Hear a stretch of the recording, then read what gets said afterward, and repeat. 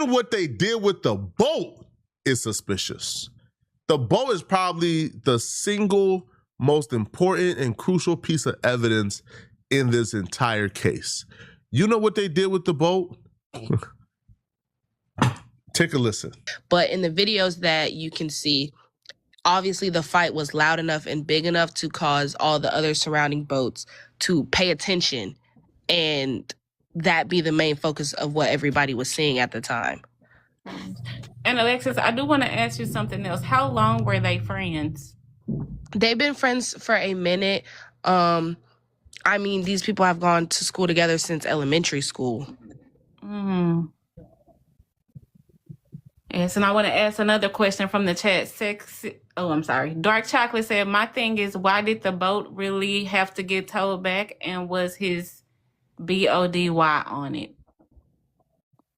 There is some speculation, like this is just like hearsay, that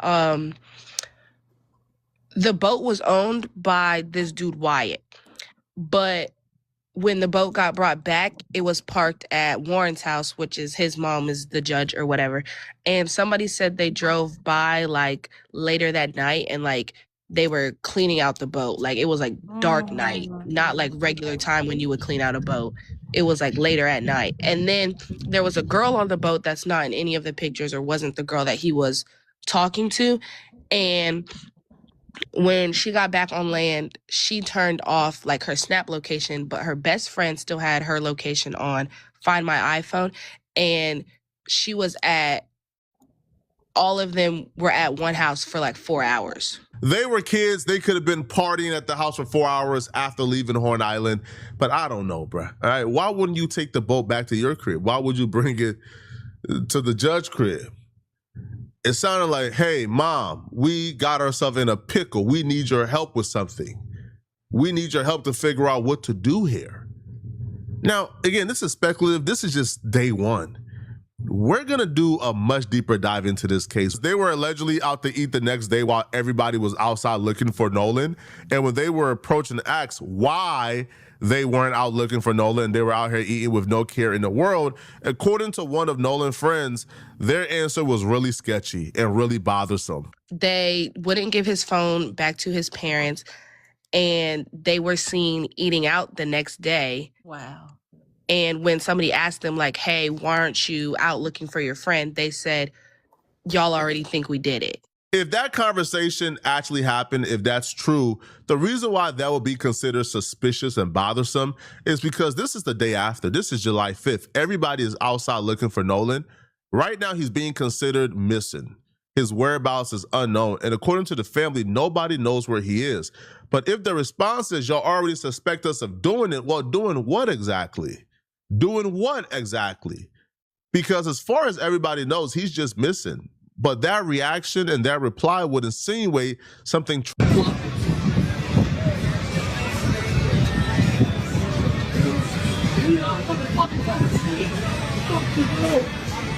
So what exactly happened from you guys' side? From our side, there was an altercation with a different boat, which had other kids on it, black kids. And there was an altercation. There was a fight. Something happened. And they went back to their respective boats or whatever. And when his best friend was on the other boat, so when he went to go like check up on Nolan and everything after the fight, Nolan's boat was gone, but they had stayed for a couple more hours. And so when they got back to land, they had his phone. So Nolan didn't even have his phone. The phone was at one of the boys' houses, and they didn't want to give it to his parents, and they had to send somebody to go get the phone from his house. That's why, like, when we checked his location, everybody was like thinking that it wasn't serious because we saw his location and said he was in Ocean Springs, Mississippi, like at his house. But they wouldn't give his phone back to his parents. But the story that they keep trying to push out to everybody is that the boat was sinking and taking on water, and they were telling Nolan that he needed to get on the boat, but Nolan wanted to stay back with a girl that he never met, which he wouldn't have done. Because if that was like, we're all from the same surrounding areas, she goes to Moss Point, which is like 20 minutes away. Why could you not hang out on land when you got back? If the boat that you came in was sinking and you knew that. And so that was like the crazy thing is that they're talking about, oh, the boat was sinking. And he didn't want to get on the boat and the boat had to get towed back. But if that was the case and he said he wanted to stay there, why did you take his phone back and not leave him on an island without a way to get home? The only people who truly know what happened to Nolan is Nolan and the people involved. But if into the death of Nolan, because whatever they have seen up until this point, they've seen enough to know they can't trust the local police department. And as far as I'm concerned, that's the only option they had if you take the circumstance into consideration. If this does end up being a murder investigation, if Nolan was murdered, one of the suspects, Warren Mama, is a sitting judge in the city. It's a small town. They all grew up together. The police department, the sheriffs, the detectives, people who were investigating this probably is coming in with biases. Oh, nah, Warren wouldn't do no such. Nah, not Ashley's boy. Ashley's boy will do no such thing. What? Wyatt, Eric? Nah, those are good boys. So they're already coming in with a biased eyes and a biased lens. They're going into this assuming these people did nothing wrong and Nolan just got drunk and drowned. Even though every single detail, every single evidence, every single piece of information that has come out has pointed into the opposite direction of that. You mentioned earlier there are some contradictions. Yes. What gives you confidence or perhaps concern about the investigation so far? Well, the fact that they continue to tell the family that we don't see any evidence of any foul play, even though you have students who recorded an altercation while they were on the boats of argument where you had Nolan and somebody yelling at one another on the boat. So that's an issue. And then you have the young lady make a statement and she says, well, Nolan and I finished talking and Nolan said he was going back to the boat. And then the boys on the boat said, no, Nolan told them he was going to stay with her. And so they are conflicting. She's saying he went and got on the boat. They saying he didn't get on the boat. So which is it? And all we know is Nolan is dead. I've never seen a police department in such a hurry to close out an investigation. They have refused to take any of the new evidence into consideration. And let's slow it down for a second. The story they're giving us doesn't make sense. The story that Nolan friends are giving us doesn't make sense. And it shouldn't make sense to a trained police officer. Nolan came to Horn Island with Wyatt, Warren, and Eric. They were on the boat with Nolan. Wyatt, Warren, and Eric claim they left the island without Nolan. They have no idea where he was, even though they came together. Their excuse is Nolan told us he wasn't gonna come with because he was busy talking to this chick called Katie that he liked and he hit it off with while he was on the island. Then Katie said, hell nah, he wasn't going home with me. We actually cut our conversation short because he told me he had to go back to the boat with his friends. So which one is it? Who do we believe, Katie or Warren, Wyatt, and Eric? The reason why I tend to believe Katie's account of things is because Ashley Cole, Warren's mama, told on themselves. Look at this right here. Look at how implausible this is, okay? She goes, Warren was interviewed by the Jackson County Sheriff Department and cooperated fully. He saw Nolan last at around 3 p.m. on July 4th. You would only ask your homie, hey, bro, you coming with us or you staying? We about to go. You would only ask him that when you are about to go. So if you last saw him at 3 p.m. and that's when you asked him, because again, according to them, they asked him, hey, you coming with or you staying? He said he's staying. Okay, cool. You would only ask that when you're about to go, right at that moment. So if you last saw him at 3, then you would have asked him that at 3, but then that wouldn't make sense because why would you ask him that at 3 when you guys eventually left at 4:30 p.m.? So the last y'all seen Nolan was at 3 p.m. when y'all asked him, hey, you coming with, bro? We about to go. Then y'all stayed an additional hour and 30 minutes. Really? That makes sense? Really? That don't make sense at all. But this actually coincides with what Katie said, which is, oh, We cut our conversation short because he told me he was headed back to the boat with his friends because they had to go. That would mean that Nolan went back to that boat. Nolan was on that boat. Something happened on that boat. We seen an argument take place on camera of Nolan arguing with somebody on a boat. But the police says there's nothing to investigate. There's no foul play. It doesn't make sense. And think about it for a second, okay? So they left around 4:30 p.m. when the boat was taking on water. They had an issue with the bridge pump. First off, okay, if a boat is taking on water and you guys are about 10 to 15 miles away from mainland, so these kids, these inexperienced kids, hopped on a boat that were 10 to 15 miles away from mainland, about what, a 30 to 40 minute ride. The boat was taking on water and they decided to still hop on and go 40 minutes back to mainland. How does that make sense? They gave Nolan a heads up. They had to go because the boat was malfunctioning. Then they proceeded to stay an additional 1 hour and 30 minutes while the boat was malfunctioning. Then they hopped on the boat that was malfunctioning to sail 15 miles to mainland. What? What are we talking about here, man? Are y'all crazy? Are y'all insane? That's why people is looking at the police department like, yo, you guys is compromised, homie. Now, but with all this coming out, right? We have the timelines that don't match. We got like the fight video that came out. The police don't really care about that either way. So the kid go missing, the kid end up dead. There's a video of him arguing with somebody before his death, and they don't care about that either. Cool. So now the parents found something in his phone, and now all of a sudden the police want to seize the phone. Man, y'all better not. Don't forget though, the very suspicious and troubling circumstance surrounding Nolan's phone. See, Nolan's friends, they claim they left him on the island and they went to the mainland on a boat that was taking water on a 40-minute sail. But they did that though. Okay, cool.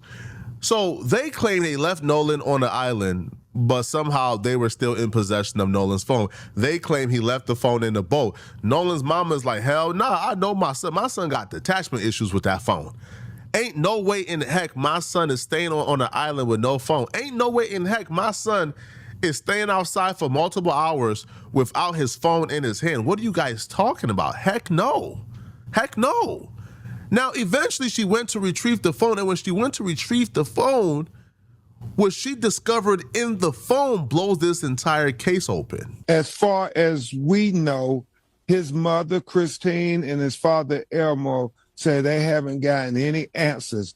They, have been asked to turn over his cell phone to the Mississippi law enforcement authorities. But even that is troubling to them because they're saying messages that were deleted from his cell phone. So they want to try to dot every I and cross every T and investigate everything. They said it's very improbable that Nolan would not have wanted his cell phone with him if he was going to stay on the island. Mm-hmm. The deleted text messages on his phone, his parents found that? Who found that out? No, well, they got his phone, so they're trying to figure out there's deletions on the phone, and they're trying to look at what is that about. There's so many inconsistencies going on, and so we're going to have, with our investigators and our associates, we're going to list all the inconsistencies down. We just got onto the case yesterday, so we have been staying up late with the family, talking to friends, talking to people who were there on that 4th of July, trying to piece together what really happened to Nolan Wells. There were things deleted in a dead man's phone that he didn't have access to. How? There were things deleted in a dead man's phone. Understand this. If Nolan's friends were the ones who got into that phone and was able to delete things, hey, what are y'all deleting? What are y'all trying to hide? Like what exactly or y'all trying to cover up here? What? Now, I don't think they're not savvy enough not to go to recently deleted and delete that in that folder as well. I think what happens is probably the mama's pulling up to get the phone. They probably was running out of time, deleted a couple of things, ain't really have time to fully go to recently deleted and delete the rest. That there are digital forensic firms that can possibly recover deleted text messages from a device, even if recently deleted has been emptied. If they turn in that phone to a third-party company outside of Jackson Police, there's hope. See, an autopsy can tell what time a body has passed away. So if they can cross-reference the time that Nolan passed and the time of those text messages, it's game over. It's a fucking wrap. We would actually win justice. And guys, we all know that you can get into someone's phone if you know their passcode, even with Face ID turned on. So they probably knew Nolan's password. You can just watch him and look over his shoulder and get his passcode. Like, that's just the easiest thing to do. Like, we've been doing that to our men for forever. Like, stop. If, again, we're going by the theory here, if his friends who had possession of his phone that he allegedly left behind, how would they be able to get into that phone that had Face ID on it? There's only one way. Unless you like the parents, right? The family members who could probably like contact Apple and get into the damn man's phone. But if you his homies and you his friends, the only way you will get into a dead man's phone that has Face ID on it is if you have access to the body. The body is on the boat. You take that body, you put the phone to the body, the phone on lock, and now you have access to the phone. That's the only way. Because can y'all also amuse me as to how y'all think they got into a dead man's phone with Face ID if the body wasn't on the boat? I think the parents found some of their text messages deleted. Their thread was probably gone. They probably deleted Nolan's messages with him and his mom, or him and the dad. They probably were just cross-referencing phones and noticed, hey, this is gone. Why would this be gone? Rid of this. I don't think the things that they saw were the only things that got deleted. Because them kids, if they did do it, allegedly, right? Because we dealing with mamas as judges here, but we gotta be careful, homie. If them kids did do it, they savvy enough to delete things out of recently deleted. I can promise you that. I think they ran out of time and just got to deleting some things last minute. I'm telling you, this is getting spooky. And the police got the nerve to say, yeah, give us the phone. Man, never give you guys the phone. Benjamin Crump is so savvy, he's taking Nolan and taking him to DC for an independent autopsy because he don't even trust the local people to do it. Because he think they're all in cahoots. And I agree, I co-sign that. But the police department that has ignored all the evidence, that have rushed to quickly say, man, there's no signs of foul play here. He died, he drowned. That police department now wants quite possibly the biggest smoking gun in this case. Hell nah. Hell nah. Send it off to an independent agency. Let them do the investigation. You better not give that police unrestricted access to that phone. That phone comes back with everything wiped out, man. All the evidence gone, man. I'm telling y'all. But Ben Crump has confirmed, they're taking Nolan Wells for an independent autopsy because they don't trust nothing that's going on in that small town. They believe that everybody is in cahoots. I'm going to have him flown to a medical examiner in Washington, D.C., where his body will be preserved to do an autopsy to study every aspect of if he had any physical injuries to his body beyond drowning. Mm-hmm. And where are you in that process now? The body is going to be flown today.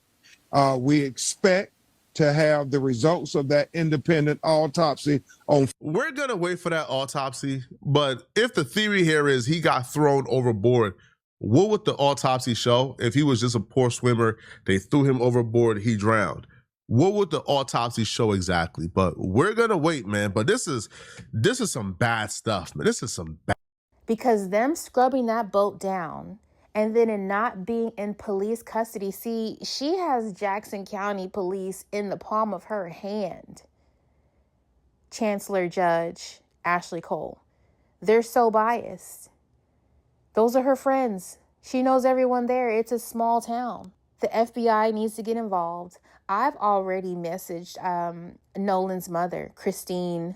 I messaged her on Facebook and I said, ma'am, if you can afford to get a private investigator, please do it. Please have somebody watch and listen to these kids, because ego and arrogance always makes you stupid.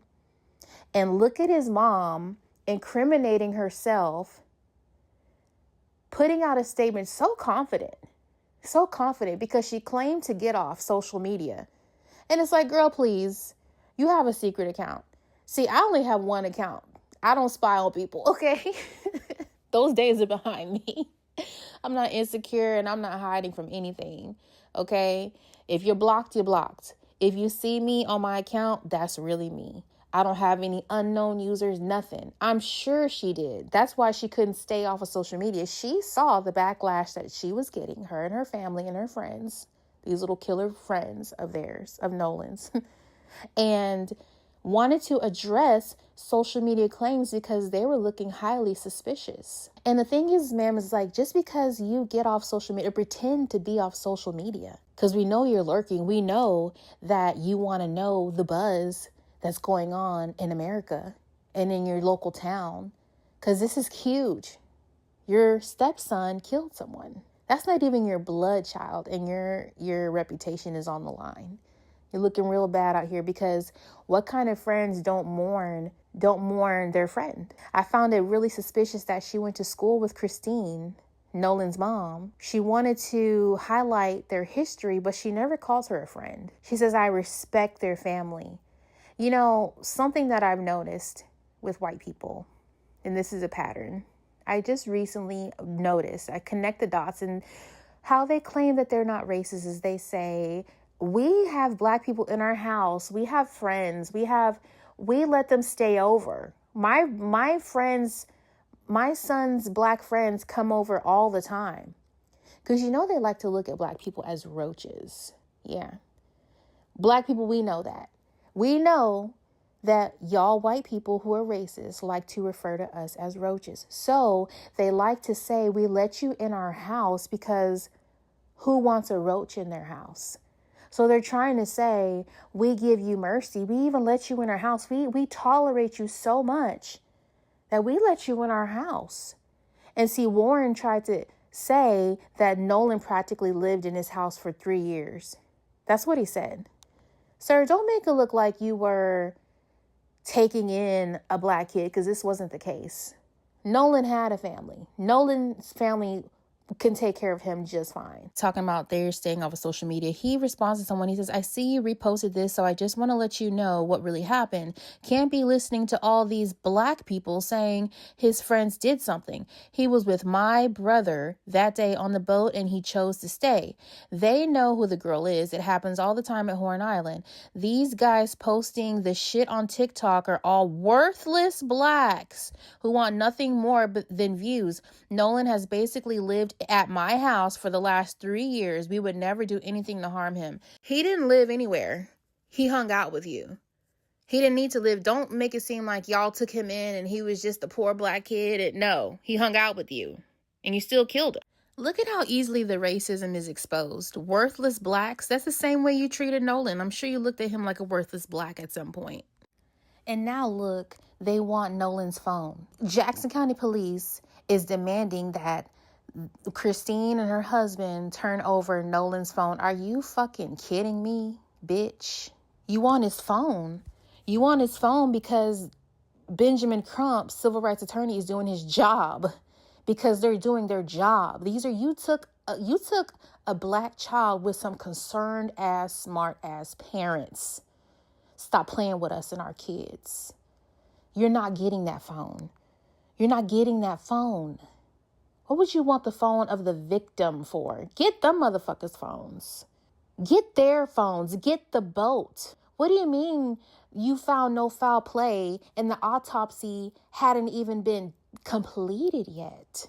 But the audacity and the gall to demand, if it my child's phone, if it was my child's, are you fucking over my dead body? Are you getting my baby's phone? That's the last thing I have.